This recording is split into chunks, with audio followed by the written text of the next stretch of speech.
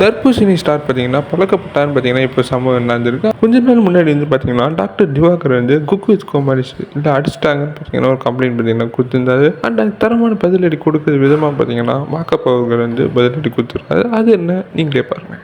Heroine அதுக்கப்புறம் main கேரக்டர்லாம் வந்து பார்த்தீங்கன்னா ரொம்ப ஒரு மாதிரி இழிவா வந்து பார்த்தீங்கன்னா முகம் சொல்லிக்கிற மாதிரி ஏதோ ஒன்று பேசிட்டாரு. அப்போ அவங்க போகும்போது வந்து கம்ப்ளைண்ட் பண்ணதுக்கப்புறம் நீங்கள் நல்லா பாருங்க, அண்டா ஷோவில் 2 வாரம் அதாவது 4 வாரம் வந்துருப்பாரு. அதாவது ஒரு நாளைக்கு 2 எபிசோடு எடுப்பாரு.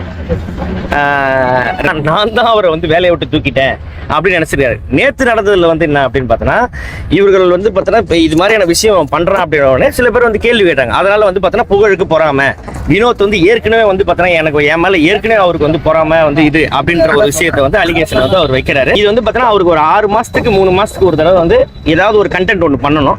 அது அவருக்கு ஃப்ரீயா கிடைக்கணும். எனக்கு மட்டும் ஏன்டா இதெல்லாம் நடக்குது? மூக்கு கீழே பஞ்சாயத்து கிணறு மாதிரி ரவுண்டா ஒன்று இருக்க வாயா அதை மூடி வச்சிருந்தீங்கன்னா எல்லாம் ஒழுங்கா நடக்கும்.